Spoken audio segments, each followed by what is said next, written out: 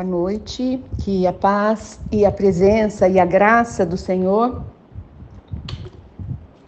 esteja sobre a sua vida nesta noite.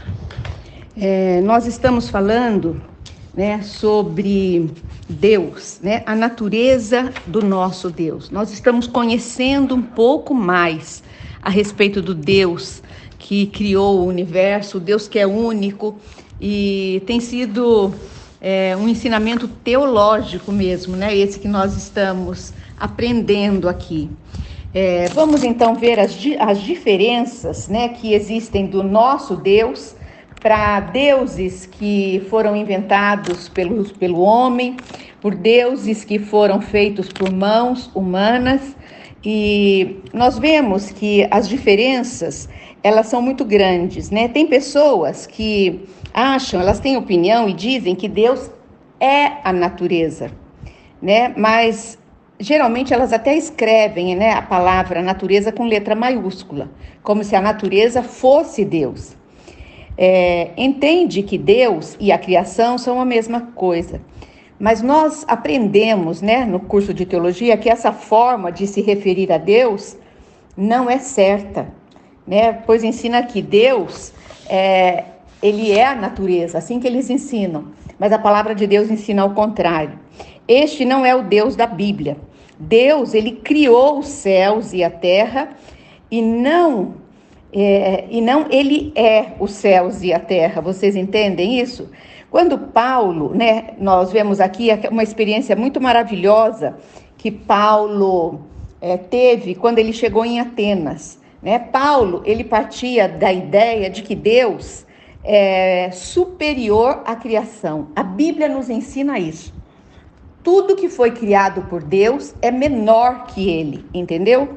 Quando Paulo, então, entrou em Atenas, na Grécia, ele teve que mostrar a diferença entre o Deus de Israel, do qual eles estavam falando, e os deuses, com letra minúscula, que aquele povo costumava adorar, idolatrar. Para fazer aquele povo entender a diferença, ele usou algo que encontrou no meio deles próprios, no meio na civilização deles, E com uma mensagem, ele procurou ensinar o verdadeiro significado, o verdadeiro conceito, de quem é Deus. E nós vemos isso lá em Atos 17, versículo 22 a 25, que diz assim: Então Paulo levantou-se na reunião do Areópago e disse: Atenienses, vejo que em todos os aspectos vocês são muito religiosos, pois andando pela cidade, eu observei cuidadosamente seus objetos de culto. E eu encontrei até um altar com uma inscrição: ao Deus desconhecido. Ora, o que vocês adoram, apesar de não conhecerem, eu lhes anuncio: o Deus que fez o mundo e tudo o que nele há é o Senhor, do céu e da terra, e não habita em santuário feitos por mãos humanas. Ele não é servido por mãos de homens, como se necessitasse de algo, porque ele mesmo dá a todos a vida. Ele dá o fôlego e as demais coisas. Que coisa linda, essa mensagem de Paulo. Ele chegando ali em Atenas, ele viu que aquele povo buscava conhecer a Deus. Era um povo que era religioso, eles estavam buscando encontrar, mas eles estavam completamente perdidos, porque eles tinham vários deuses feitos por mãos de homens, deuses com letras minúsculas, deuses que eram falíveis, que morreram, Deus que não venceram a morte.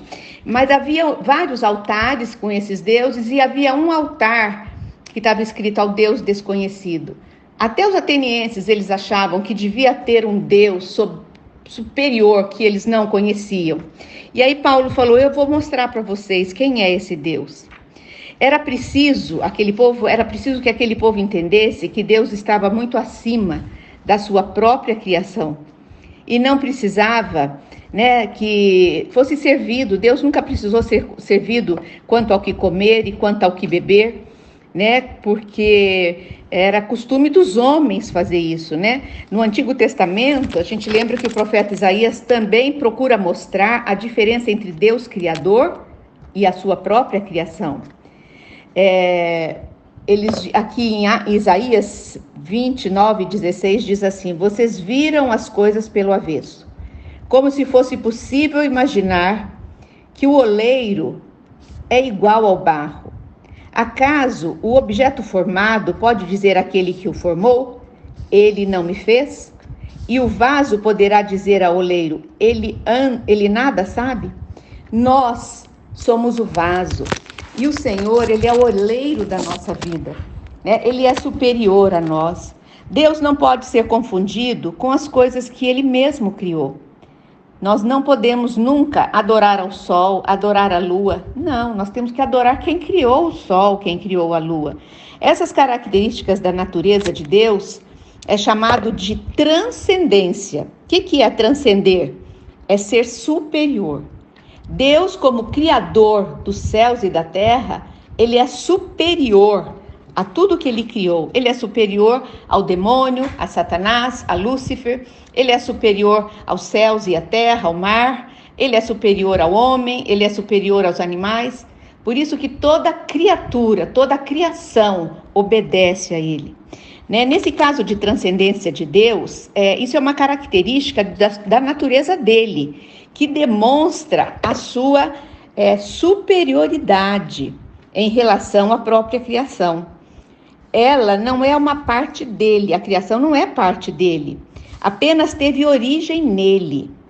Além de criar, né, os céus, a terra, o universo, a Bíblia nos ensina que ele é sustentador de todas essas coisas.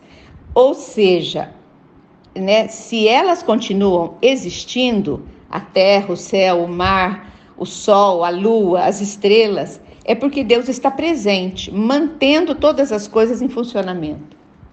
Nós nos curvamos mesmo, né, diante de um Deus tão majestoso, onde a natureza lhe obedece. Eu fico imaginando, né, Deus, ele mediu as águas do oceano na palma das suas mãos, né? Deus, ele sabe quantos grãos de areia tem na praia. Por isso, ele comanda, ele coordena e a natureza o obedece. Ele não fez o universo para depois ele se ausentar, ele sair. Não, ele permanece, né, como aquele que mantém, aquele que sustenta o universo. Nesse sentido, dizemos que embora Deus seja superior, né, transcendente, ele é muito superior do que a sua criação. Nós vemos também, quando Salomão orou durante a inauguração do Templo de Jerusalém, um outro episódio, ele disse sobre Deus. Salomão era aquele homem mais sábio do mundo, né? Aquele poeta, né, que foi usado por Deus. Ele escreveu em 1 Reis 8:27 assim: mas será possível que Deus habita na terra? Perguntando, os céus, mesmo os mais altos céus, não podem conter-te. Muito menos esse templo que construí. Ele está se referindo à superioridade de Deus, né? Quando no Salmo 104:10, o salmista também diz respeito a Deus. Ele fala assim: Deus, né, tu fazes jorrar as nascentes nos vales e correm as águas entre os montes. Delas bebem os animais selvagens, e os jumentos selvagens saciam a sua sede. As aves do céu fazem ninho junto às águas, e entre os galhos põe-se a cantar. Dos teus aposentos, Deus, dos teus aposentos celestes, regas os montes, sacia a terra com o fruto das tuas obras. É o Senhor que faz crescer o pasto para o gado, as plantas que o homem cultiva, para da terra tirar o alimento, o vinho que alegra o coração do homem, o azeite que lhe faz brilhar o rosto, e o pão que sustenta o seu vigor.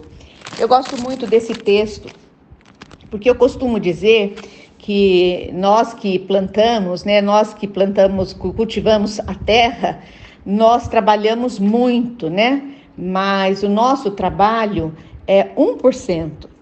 99% é de Deus, porque é Ele que faz nascer as plantas, é Ele que faz brotar o fruto, é Ele que abençoa a terra, né? Se nós fizermos tudo o que nós precisarmos fazer, adubarmos, cuidarmos da plantação, mas o Senhor não abençoar, não vem fruto.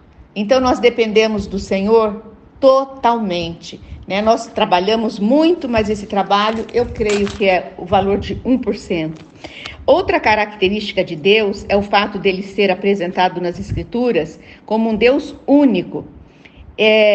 Único porque ele é formado por 3 pessoas distintas, referindo a Deus Pai, Deus Filho e Deus Espírito Santo. Essa característica do Senhor é chamada de trindade. Deus se manifestou como uma trindade. Apesar dessa palavra trindade a gente não encontramos na Bíblia, a ideia está presente em toda a Bíblia, tanto no Novo como no Antigo Testamento. No livro de Gênesis, o primeiro livro, da Bíblia, nós vemos Deus se referindo a si no plural. Vamos ler?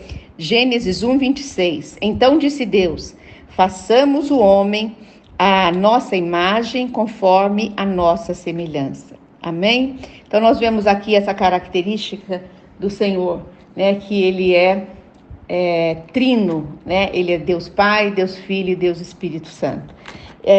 Eu queria ter um retorno de vocês, saber se vocês estão gostando dessas aulas de teologia que nós estamos tendo aqui.